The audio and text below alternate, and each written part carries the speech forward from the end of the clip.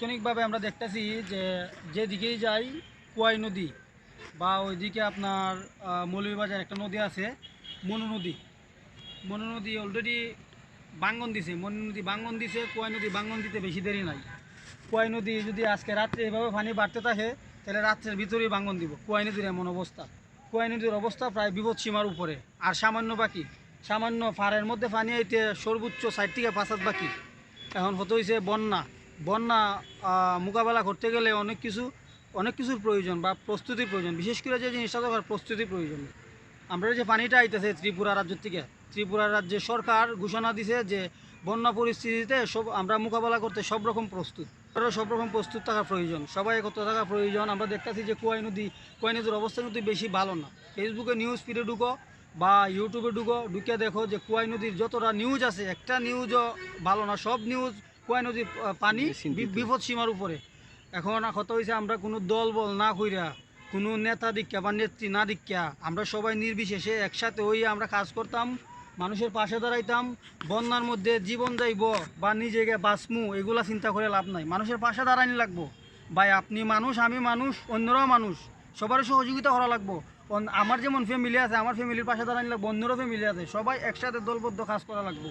একটা জিনিস আছে আমি বলতেছি, একটা জিনিস বলতে বেশটার সময় খার কতটুকু কারা মানে হরছে না হরছে তা আমরা সঠিকভাবে বলতে পারবো না। কিন্তু আমরা জানা মতে আমরা সোনাঘাট মাধবপুরের জন্য উনি অনেক মানে পরিশ্রম করছেন এবং অনেক কাজকর্ম করছেন, যেগুলো আমাদের আসলে মনটা ছুঁয়ে গেছে। যার কারণে ওনার কথা বারবার বলতে হইতেছে। অনেকে ভয় পাইতেছে কথা বলতে, কিন্তু এখানে ভয়ের কিচ্ছু না। আমরা প্রত্যেকটা মানুষ এমন একটা মানুষ, আমরা শুধু দল নিয়ে চিন্তা করি কিন্তু দেশ নিয়ে চিন্তা করি না। আর যারা দেশ নিয়ে চিন্তা করে তারা কোনো সময় দল নিয়ে চিন্তা করে না। তো দল হচ্ছে দেশ বড়, সবসময় মনে রাখতে হবে দল আজকে আছে কালকে নাই, দল আসবে যাবে। মানুষ তুমি মননশীল, মানুষ যেরকম মরে এবং জন্ম নেয় পৃথিবীতে, ঠিক তেমনি প্রত্যেকটা দেশের মধ্যে দল আসা যাওয়া করে আর আসবে যাবে। কিন্তু কোনো দল না নিয়ে, না দলের বিষয় না নিয়ে, মাথায় না নিয়ে আমরা দেশের জন্য কাজ করতে চাই।